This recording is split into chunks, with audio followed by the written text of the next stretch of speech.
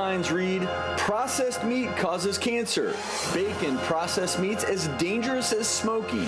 The World Health Organization report that processed meats, including bacon, ham, and hot dogs, increase cancer risks sparked alarming headlines. WHO reviewed more than 800 studies and found approximately 34,000 deaths each year can be attributed to diets high in processed meats. So what's the beef?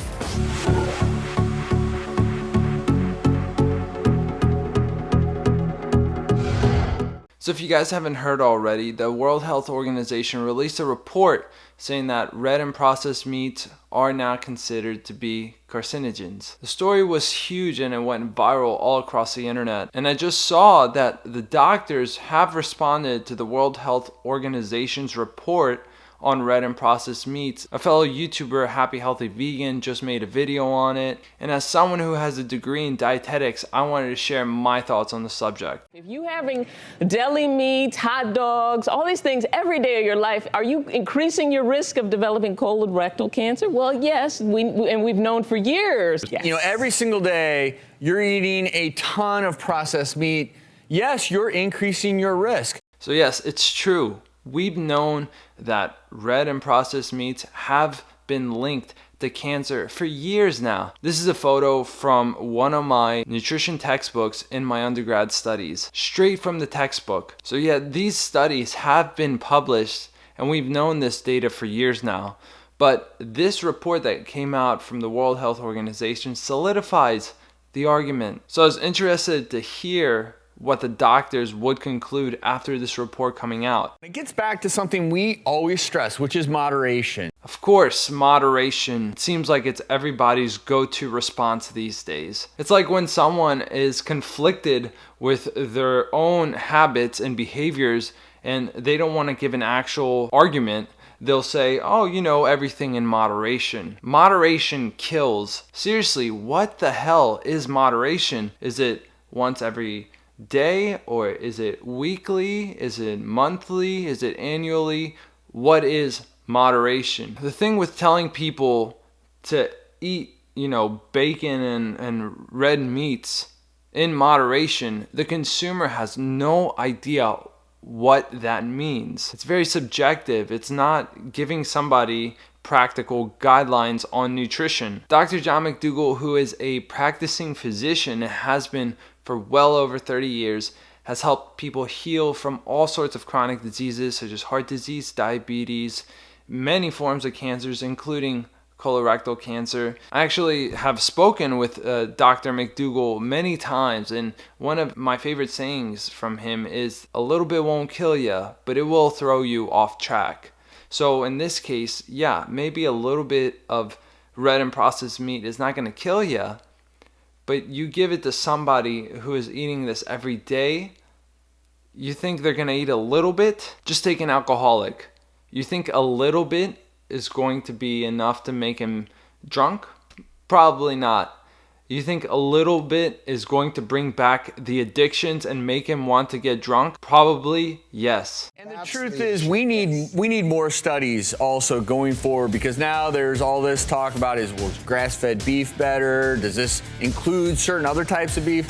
I think it's interesting to have the studies and the objective data to say, you know, whether something causes something. I think that's fantastic from a scientific view, but we as a consumer cannot wait for these studies, for these reports to come out. We have to take action. We have to make these decisions for ourselves. I mean, just look at what the tobacco industry did when the science started coming out saying that smoking causes cancer. They were defending it left and right, trying to get doctors to promote this stuff, but eventually the truth came out. Plus, there's already so much data out there supporting the argument to stop eating meat and animal products. And just going back to what Dr. Stroke said about grass-fed beef and whether we should wait for the data to come out on that to see what it says, I was out cycling today and I stopped at a gas station for some water and I saw this sign. I took a photo of it.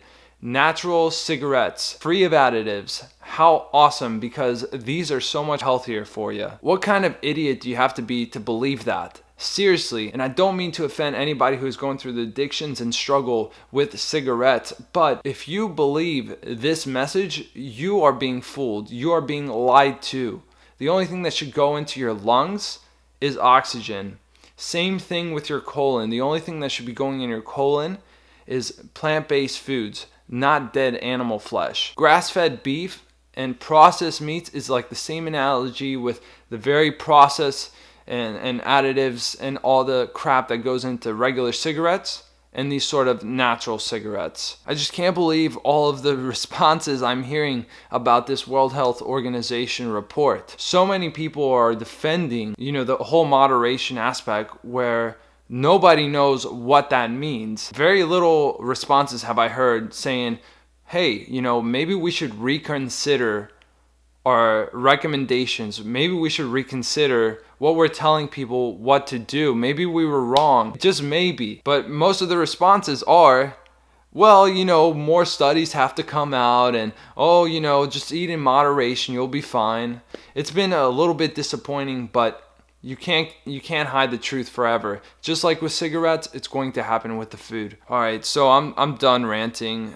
Just be careful who you take your health advice from. Look at the physicians and the health professionals actually healing people, saving lives out there. And not to say that there aren't regular doctors that don't do that. But look at these physicians like Dr. McDougall, who I mentioned, Dr. Neil Barnard, Dr. Esselstyn's work, all these great physicians who are doing it through just a simple whole food plant-based diet. And again, don't wait for these studies, for these reports to come out. As they do come out, look at them. They're very interesting. The findings are all just coming together. But the argument right now is very strong to adopt a plant-based diet. Anyway, give this video a like if you found it useful and subscribe for more videos on the vegan lifestyle. And if you guys want me to cover a specific topic, you can leave it in the comment section down below. And that's it. We will see you guys in the next video. Thanks for watching.